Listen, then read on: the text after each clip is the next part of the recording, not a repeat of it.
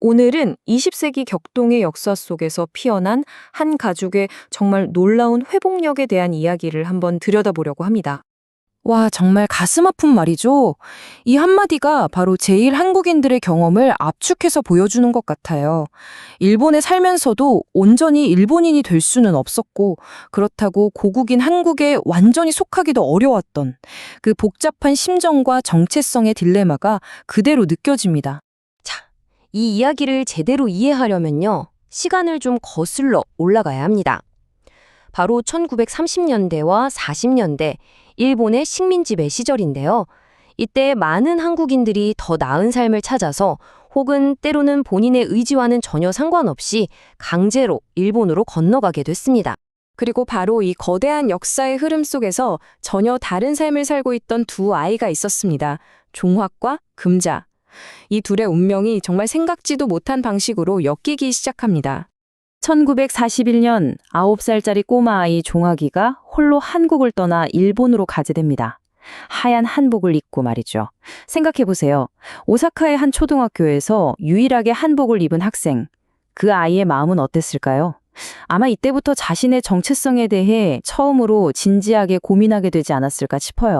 보시면 두 사람의 시작은 정말 달라도 너무 달랐죠. 한 명은 가족도 없이 홀로 일본에 보내졌고, 다른 한 명은 부산에서 정말 유복하게 자랐어요. 아버지는 무역선을 가지고 계셨고 어머니는 큰 식당을 운영하셨다니 배경이 정말 다르죠. 하지만 역사는 이 두 사람에게 똑같은 운명을 준비하고 있었습니다. 하지만 금자를 포함한 모든 제일 한국인의 삶은요, 제2차 세계대전이라는 정말 거대한 소용돌이에 휘말리면서 말 그대로 뿌리채 흔들리게 됩니다. 금자는 전쟁의 참상을 정말 바로 눈앞에서 겪어야 했습니다. 전주기가 길거리에 있는 사람들을 향해서 기관총을 쏘고 같이 도망치던 친구가 총에 맞아 죽는 걸 바로 옆에서 지켜봐야 했어요.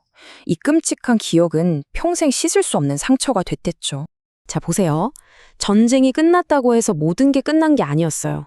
오히려 새로운 싸움의 시작이었죠. 1945년 이후에 가족들은 한국과 일본 여기저기로 뿔뿔이 흩어졌고요. 결정적으로 1952년 제일 한국인들은 일본 국적을 박탈당하게 됩니다. 이게 무슨 뜻이냐면요, 하루아침에 한순간에 불법 체류자 신세가 되어버린 거예요. 정말 기가 막힌 상황이죠. 이제는 너무 낯선 고국 한국으로 강제로 돌아가야 할 위기에 처한 20살의 금자. 정말 절박한 상황이었겠죠. 바로 그때 그녀 앞에 한 남자가 나타납니다. 네, 바로 종학이었어요. 이게 종학이 생면부지의 여성과 결혼을 결심한 이유였습니다. 나중에 이렇게 말했대요. 나는 네 어머니를 전혀 모르는 상태에서 결혼했어. 그냥 같은 한국인으로서 이 어려운 처지에 놓인 여성을 도와야겠다고 생각했거든. 이건 단순한 동정심이 아니었죠. 같은 처지에 놓인 동포를 지켜야 한다는 그런 강한 연대의식의 표현이었습니다. 그런데 결혼이 끝이 아니었어요. 오히려 더 힘든 싸움의 시작이었죠. 아내의 체류 자격을 얻기 위해서 매달 오사카에서 도쿄까지 왕복 12시간이나 걸리는 기차를 타야 했고요. 복잡한 서류 절차는 말할 것도 없었죠. 심지어 아내를 장제로 데려가려고 집에 쳐들어온 입국관리국 직원들 앞에서는 결혼한 사람의 아내를 당신들이 데려갈 권리는 없다고 단호하게 맞서 싸워야 했습니다. 이렇게 힘겹게 지켜낸 가족이었지만 역사가 남긴 상처의 그림자는 수십 년 동안 이들 가족을 따라다녔습니다. 45년. 이게 무슨 숫자인지 아세요? 금자가 그토록 그리워하던 고향 부산에서 헤어졌던 4명의 자매들과 다시 만나기까지 걸린 시간입니다. 45년. 정말 한 세대가 거의 2번은 바뀔 만큼 긴 시간이죠. 하지만 안타깝게도 모두가 다시 만날 수 있었던 건 아니었습니다. 금자의 오빠는 살아남기 위해 전혀 다른 길을 선택해야만 했어요.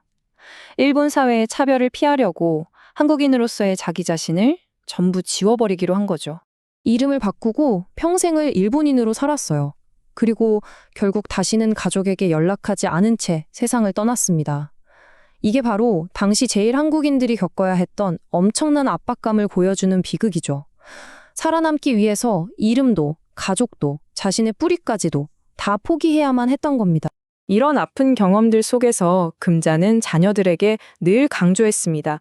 한국인이라는 정체성을 절대 잊어서는 안 된다고요. 때로는 이게 무거운 짐처럼 느껴졌을 수도 있지만 동시에 그들의 뿌리이자 자부심이 되었습니다. 어머니는 이런 말을 자주 하셨대요. 한 사람이 나쁜 짓을 하면 우리 모두가 나쁜 사람이 되는 거야. 네가 부끄러운 짓을 하면 모두가 알게 돼. 이 말 한마디에 당시 제1한국인 사회가 얼마나 혹독한 시선 속에서 살았는지 그대로 드러났죠. 한 사람의 실수가 공동체 전체에 대한 편견으로 이어지니까 늘 스스로를 단속하며 살아야 했던 겁니다. 결국 이 이야기는 그냥 과거의 기록으로만 남아있는 게 아닙니다. 어쩌면 오늘을 사는 우리 모두에게 질문을 던지고 있는 건지도 몰라요. 두세 개의 경계에 서서 살아간다는 건 과연 어떤 의미일까요? 그리고 우리는 진정한 소속감이라는 걸 어디에서 찾을 수 있을까요? 이 이야기는 정체성과 소속감, 그리고 그 모든 역경을 이겨낸 인간 정신의 강인함에 대한 깊은 울림을 줍니다.